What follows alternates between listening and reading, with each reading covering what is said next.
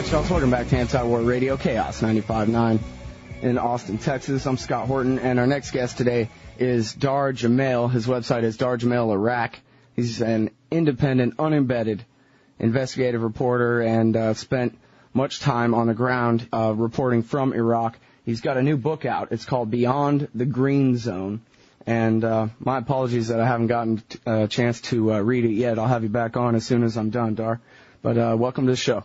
Hey, good to be here again. Thanks for having me. Yeah, it's been quite a while since we spoke. And first of all, Dahr, when was the last time you were actually on the ground in Iraq?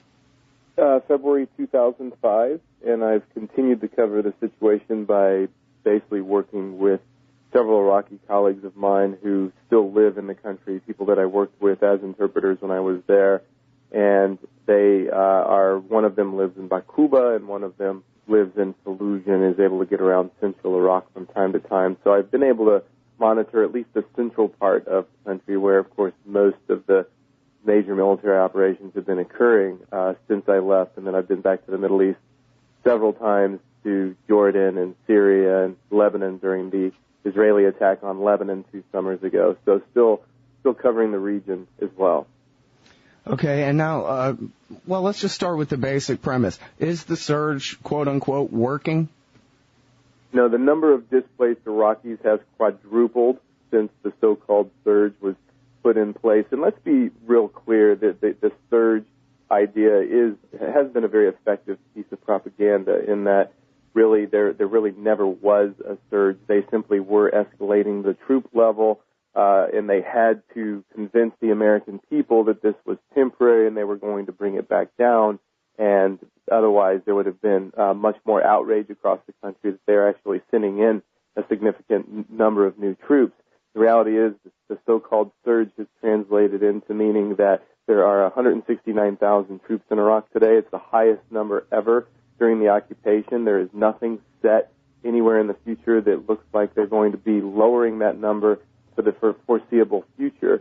I'm sure they'd like to drop the number down a little bit and have more soldiers sitting in bases and less people being killed, but as of right now, that doesn't really look like that's in the cards. And the surge really, it's just putting more troops in a couple of areas of Iraq, and the only reason that things have de-escalated temporarily in Al-Anbar province is because the U.S. military is doing on a large scale what they did in Fallujah when they lost the city during the April 2004 siege. Is they basically turned it over to fighters, they put them on the payroll, they gave them guns and ammunition, and they stayed out, so of course their casualties were lower, but of course that set the stage for a much more large assault in November, and I think the same scenario is playing out right now before our eyes in Al-Anbar, which is basically a ticking time bomb. Okay, now, TV keeps saying, though, and I guess there were articles like this, and I'm not exactly certain which numbers are being used, but I guess the overall theme is that the sectarian violence is down, the Shiite death squads have backed off and gone home, and the Sunni insurgency may be killing American soldiers, but they're not killing and fighting the Shiite Arabs so much, and that the death toll, while this has been the highest death toll for American soldiers this year, they say that the death toll has gone down quite a bit among Iraqis. Is that true, or what's the larger context we need to understand there? Well, it's not true, and specifically because of the larger context. The reality is that we have approximately 3 million Iraqis have fled the country altogether. Another 3 million are internally displaced within their own country. And as far as victims of death squads, the number, and militia attacks, the number is a little bit lower, but the same number of Iraqis overall appear to be being killed because the U.S. use of air power has increased in a very, very large way. Just to give you an idea of how much, for 6 months of this year, there were 5 times more bombs dropped on Iraq than the same 6-month period of last year. And the issue of less sectarian deaths and less militia attacks, a lot of that is primarily due because of there really has been a very deliberate sectarian cleansing plan going on in Iraq for years now, where there used to be several large mixed neighborhoods between Sunni and Shia, and because of U.S.-backed death squads and other militias with U.S. backing, those neighborhoods are essentially becoming either completely Shia or completely Sunni. So by definition, then, of course, there are fewer deaths, fewer people being evicted from those homes, simply because we're approaching the end game of the sectarian cleansing plan. But that does not mean that violence across the rest of Iraq and these same types of policies and plans are not being followed in other cities, because they certainly are. So some of the decrease is simply because the ethnic cleansing worked. Exactly, where you have essentially, there is the grander plan of that, which Baghdad is just, what's going on in Baghdad is a micro version of the grander plan, which is the partitioning, the so-called soft partition of Iraq. The Bush administration has been quite clear. They're openly supporting the puppet Maliki government in making this happen. And, of course, the partitioning of Iraq, this is something that Henry Kissinger was talking about back in the 70s. And this is the closest we've come to it happening now in a long time, with, of course, the Kurds pushing for their independence, so that takes care of the top third. And then essentially right now the plan is to try to partition central Iraq from southern Iraq. But right now it doesn't look like it's going to happen. But nevertheless, the sectarian cleansing and kind of setting up these lines along a sectarian basis is a very large part of that plan. And now, when you say that Maliki is helping the Bush administration with the plan to spin off the Shiite South toward Iran, is it through his connection with Abdulaziz Hakim that you make that conclusion? Because I know he has announced that he is for federalism openly numerous times, but I wonder what about Maliki makes you say that he's deliberately helping to split the country apart? Well, that's exactly right, and the reality is that the situation with the partition and Maliki and his ties with Hakim is directly linked in with the fact that he's been a very strong supporter of the SIIC, of course. Well, of course, Hakim is the head of it, the Supreme Iraqi Islamic Council, formerly the Supreme Islamic Council in Iraq. And the reality is that the partitioning with Maliki behind it, I mean, I found it was about 2.5 months ago on the White House website where Bush was praising Maliki for the progress he was making towards the soft partitioning of the country. It's really pretty amazing that they're not even trying to hide the fact that this is being done and that they're really pushing for this. And with Maliki is essentially the brunt of his power now is having ties with people like Hakim and the Supreme Islamic Council for Iraq, this type of thing. He really just couldn't do it without that. It's really pretty amazing to see that this man, of course, having been the head of the Dawa party himself, spent several years in exile in Iran, and of course Bush appointing him as prime minister. It's important for people to remember that this man was in no way, shape, or form democratically elected, that it was Ibrahim Jafari, that the elected government of Iraq that came into power after the January 2005 elections, they chose Jafari as was one of their first tasks to complete. They successfully did that, but he wasn't exactly towing the U.S.-UK line, so he was edged out, and in his place, after a short visit that Condoleezza Rice and her UK counterpart Jack Straw made to Baghdad, right after they left, right before they left, Jafari was out and Maliki was in. So he's been a political stooge from the very beginning and continues to play this role, which is the only reason he's been allowed to remain in power. What's the role of the so-called redirection, the Anbar awakening and so forth, I guess they call it, where now the Sunni insurgency that has resisted the Maliki government and resisted American occupation and killed almost 4,000 American soldiers, they're now the good guys, and we're arming and training them as well, or financing and arming them as well. Well, that's exactly right, and that's what I touched on a bit earlier with this U.S. plan where they've essentially, they lost Al-Anbar. I mean, they had lost control of the ground in Al-Anbar for a couple of years now. Basically, the second siege of Fallujah was kind of the final nail in that coffin of them trying to control the province. They really officially lost it. Most military commanders to this day will admit, yes, that's roughly the time period when we lost control of the entire province. And so, like I said, it's basically a macro version of what they did after they lost control of Fallujah during the April 2004 siege. So what they did is they turned the city over. They pulled an old Iraqi general out of the closet, put his uniform back on him, said he's in charge for the press, and then basically armed and funded the fighters in the city for several months before having to go back in and fight them again. And really we have kind of a détente, if you will, in Al-Anbar now because the U.S. has been doing the same thing in that they've armed and funded tribal leaders, their militias, resistance groups, etc., during the day. But it's interesting because even in some of the mainstream outlets like the Washington Post, for example, you can find reports that are very open with soldiers being quoted saying, yes, we don't trust these people. We know we fought them before.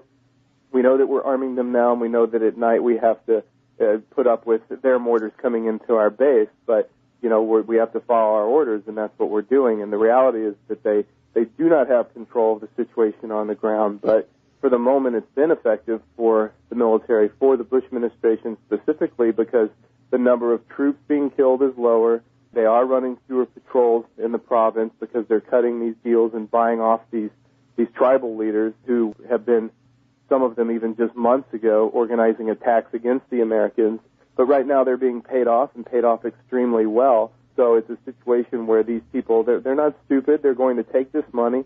They're going to take these arms, sometimes training that they're getting, and they're basically waiting for the right time. And that's why I say it's a ticking time bomb, that I think it's only a matter of time before Al-Anbar kicks off again. And, of course, when it does, it will be much worse because now the U.S. will be fighting a much more powerful enemy in that they'll be much more well-armed, have much more funding, of course, being American taxpayer dollars as they fight against the U.S. military. Well, but it was David Petraeus' plan, so that means that it's perfect, and you can't contradict it, I think. That's right. Well, tell me this now. If the Maliki government, the Abdulaziz Hakim Supreme Islamic Council government of Iraq, is really more interested in federalism and spinning off a southern Shiistan in favor of Iran, does that mean that they are not determined then to dominate and be the government over the Al-Anbar province? Are they going to accept an autonomous Sunni region and not attempt to invade and conquer it? It's really, really impossible to say because I think another reason, and this isn't necessarily directly related with the question, but I think another spin-off of this so-called soft partition is if and when southern Iraq tries to basically sever most of the ties with Baghdad. And basically that means we have a southern Iraq that's kind of a Shia-stan because it's predominantly Shia. There's sectarian cleansing going on. What Sunni were there have certainly been and are being driven from their homes. The other key factor, and this is when it's, you know, we're already looking at this occupation that's turned into a regional war. We look what's going on with Turkey and Kurdistan in the north. That's going to continue. So what happens if we have a Shia-stan? How do you think Saudi Arabia is going to stand for that? The answer is they're not going to. I would not be surprised at all to look at an uptick in violence of fighters and arms and funding coming across the border of Saudi Arabia to sending fighters and support for them into southern Iraq to destabilize that government or what's left of it. So that's another thing that I think we can look for. And the reality is that going for this soft partition is that, as you said accurately, while the Hakim element of this government is certainly pushing for that, Malikis pushing for that, doing his job well as a puppet, the reality is there's another huge group of Shia led by Muqtada al-Sadr, we all know his name, who does not want that to happen. They're very nationalist. They're not into the soft partition. And Muqtada al-Sadr is arguably now the most powerful Shia cleric in the country, even surpassing Sistani, Grand Ayatollah Ali al-Sistani, who really has lost his legitimacy because for not once has he called for his people to stand up to the occupation. He's basically been going along with them, staying in the background, not fighting, and so in that way, he's really lost a lot of popular legitimacy, while Sadr has done the opposite. He's already had 2 intifadas. He's regularly speaking out against the occupation. He's regularly speaking out for nationalism. And the reality is if and when they continue to try to move a bit further forward with this soft partition, particularly of the South, that's why now we have ongoing battles between Muqtada al-Sadr's militia and people of the Badr organization, which is basically the armed wing of SICI. And so I would expect those to increase, while certainly not be surprised to see some direct Saudi involvement if and when the South gets a little bit more closer towards the soft partition from Baghdad. Isn't it interesting how the actual policy is exactly the opposite of what they tell us that it is? Here, the United States is backing the separatists as we basically accuse the nationalist of being the separatist, allied with Iran, and attack him. And he's the guy who's trying to create, Sadr is the guy trying to create a coalition government with the Arab Sunnis. Well, you're exactly right, and I think it's also instructive of this very effective propaganda tool that they've used. I mean, just think about what the U.S. is doing in Iraq. It is right along the lines of what you just said. Think about what the U.S. is doing in Iraq, right? And then look at the bellicose rhetoric towards Iran. They're accusing Iran of meddling in Iraq, who has 169,000 U.S. military personnel there and another 180,000 private contractors on the U.S. payroll. Who's meddling in Iraq? They're accusing Iran of trying to get a nuclear weapon. Who has 10,000 nuclear weapons? Who's the only country on earth that's ever used them against another country? They're accusing Iran of training fighters and sending them into Iraq. Again, go back to the first thing I said with the U.S. military and the private contractors there. It's really amazing. It's the most hypocritical, outlandish type of propaganda, but it kind of goes back to really some of the type of propaganda techniques used in Nazi Germany, where if you tell a big enough lie and tell it and repeat it enough, people will believe it. And that's exactly what they're doing. That's the exact same technique they used to justify and sell the invasion of Iraq to the people of the United States and attempted to the rest of the world. And they're basically repeating that same program with Iran. This is how they got the Syrian, or one of the lines they used when they were forcing the Syrian army out of southern Lebanon was George Bush said, "A country cannot have a free election when it is occupied by foreign troops."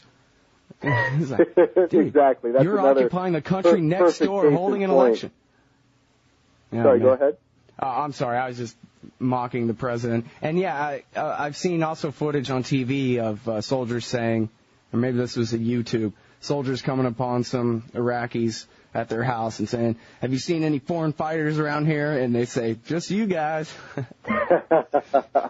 That's exactly right, but it's a thing that's been very effective in this country because I think, so many people have been so steeped in this type of rhetoric and propaganda for so long that the majority of the population is so untrained, thanks to our history books and our horrible education system. They're untrained. They don't know to even look for it. And the most effective type of propaganda is when people do not think that it's propaganda. And that's exactly what the corporate media is so good at doing, and keeping people dumbed down and paying attention to other completely irrelevant things as opposed to things that are really directly affecting their lives. And they really have a long chain of this in Iraq where, don't worry, it's just a few dead enders. Once we get Saddam, they'll give up. And they got his sons, that was a turning point. They got Saddam, that was a turning point. And then, we're going to have this purple finger election. We're going to have the Constitution. And the sun's going to, go down and then come up on the other side of the earth. And all these things are going to be new turning points. And we're going to have this surge. And basically what they've done is they've just given us one narrative, one propaganda line at a time to buy 6 or 9 months at a time to just continue the occupation forever. And I guess they have a whole menu they've already come up with of reasons why we have to stay, and they'll just give us a new one every, half a year or so. Well, that's right. And again, they've been doing that from the beginning, as you just outlined really well, and I think we should expect that to continue. I mean, it was, they've tried all these different things. They had benchmarks. They've turned so many corners. I mean, we can go back from the beginning and just run through some of the lowlights of, the Iraqi governing council. This was going to really take a step towards a free Iraq and turning things around. And then it was the June 28, 04 so-called transfer of sovereignty. And then it was the January 30, 05 elections. I mean, there's a laundry list of these things, and it's really kind of a very effective technique of keeping a carrot out in front of people, say 6 months down the road, and that's why if you look in Thomas Friedman, one of their instrumental tools in the propaganda machine, columnist for the New York Times, who the Fairness and Accuracy in Reporting did a very nice piece on him a ways back, quoting him through the years of the occupation, showing how many times he said, yes, this is a very critical 6 months in Iraq. What happens here will really determine how it's going to go. And again, just putting out that 6-month carrot very effectively as the administration continues to do it. And now we have that, of course, the surge. They're continuing to milk that. They're holding up Al-Anbar and saying, yes, this is okay. Things are going better. While at the same time, even the bigger picture, though, there are cracks in the edifice, because then you have the so-called 3 leading Democratic presidential candidates, Hillary Clinton, Barack Obama, and John Edwards, who have all already taken total withdrawal off the table until the end of their first term if they're elected into the presidency in 08. So they've already taken it off the table till 2013. Bush told people less than a year ago, we need to be thinking about Iraq as far as timetables go in terms of South Korea. So even though these large public figures have said these outlandish things, for some reason, people are still buying this 6-month bit, or that, well, maybe in 6 months it's going to get better, or maybe in 6 months some troops are going to start being brought home. And so it's kind of real. I'm a bit flabbergasted as to how, they can sit there and be so upfront with their imperial designs, and including the Iraq peace into that on one hand, and then on the other hand, continuing to kind of bait people, and people continue to fall for it. Yeah, it's a good question. I don't know. It's like it just goes in 2 different categories of memory or something, and announcements that this will take generations sit there right next to, just another few months, just one more Friedman unit, and everything will be fine. Let me ask you this, Dahr Jamail. There's been a lot of talk about the danger to American soldiers in the event of war with Iran. And now you've made it pretty clear that the political factions that are closest to Iran, Dawa and Scary, the guys closest to George Bush and the American Vichy system going on over there, that they are loyal to Iran, but that Muqtada al-Sadr and the guy who has much more of a grassroots following among Arab Shia in Iraq really is not, is much more of a nationalist. Do you think that there is a substantial risk of the United States basically having to start the war against Iraq all over again and taking on the Shia Arabs in the event of them rising up to defend Iran? At this point, I have my ideas about this, but I'm a bit reluctant to talk about it, primarily because nobody knows what in the hell is going to happen when the U.S. starts to drop bombs on Iran. And I do choose that word, when, carefully over if, because I am convinced that this administration is going to move forward. They've already made the decision to drop the bombs, and the question is when, not if. And short of massive public uprising here at home, which I absolutely don't see happening, short of some sort of a miracle, I think that it's going to happen. And once that does, even all the CIA, of course, runs all these possible outcome strategies, et cetera, and even they really don't know what's going to happen, other than they've already, one of those reports has already said, yes, southern Iraq will light up like a candle. Of course, there will be massive new attacks on U.S. forces in Iraq from groups that have yet to launch attacks. And this is where Sistani might actually call for his followers to rise up, because him, of course, being Iranian-born himself, that's where his allegiances are. He has yet to lift a finger to urge any of his followers to use violence against the occupation forces, but when the bombs start falling on Iran, that could change. Of course, Sadr has already pledged his solidarity with Iran from when he was in Tehran a ways back, announced that, yes, any attack on Iran will be an attack on me and all of my followers, and we will behave accordingly. So the stage is certainly set. The pieces are certainly in order to where when the bombs start falling on Tehran, the likelihood of massive, massive violence against U.S. forces in Iraq, particularly from all angles of the Shia population there, is very, very high. Well, I know Muqtada al-Sadr has said outright that they would go to war, they would defend Iran, I think were his words, and William S. Lind in the American Conservative magazine has an article called How to Lose an Army, where he says a British reporter, friend of his, asked Abdulaziz Hakim, the head of the Supreme Islamic Council, what he would do if America bombed Iran, and Hakim replied, we would do our duty. So I guess that means the Badr Corps would go to war. Yes, and that's very telling, and I think that's an important thing to take note of, and that really is in alignment with what I just said. And the Badr Corps are one of the larger, better trained militias in Iraq. They're probably the third largest, but probably the best trained. It's kind of a toss-up between who's better trained, them or the Kurdish Peshmerga.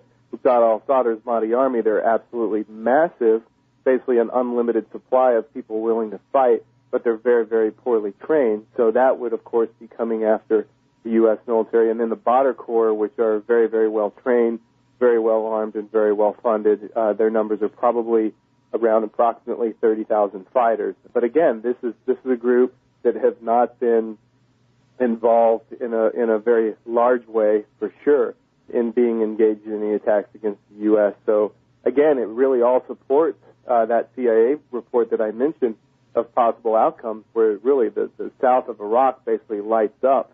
And again, this is all in the perspective of the fact that the Brits are continuing to slowly lower their troop presence there. They've pulled out of 2 of their 3 bases in southern Iraq, and then it does increase the likelihood of a scenario of what you said, of the U.S. having to go in and try to retake different parts of southern Iraq, because certainly they would be losing control of them. They've already turned over most of these provinces, most of these 8 provinces that they've, in theory, turned back over to the Iraqis are in southern Iraq, and I think the likelihood then of them having to go back in and take back control of those would increase significantly. All right. Well, I really appreciate your insight today. Everybody, Dahr Jamail, his website is dahrjamailiraq.com, and you can find his archives at antiwar.com/Jamail. And who else are you working for? Say real quick. Interpress Service also. IPS. Okay, great. Thanks very much. I really appreciate it today, Dahr. Always a pleasure. Thank you.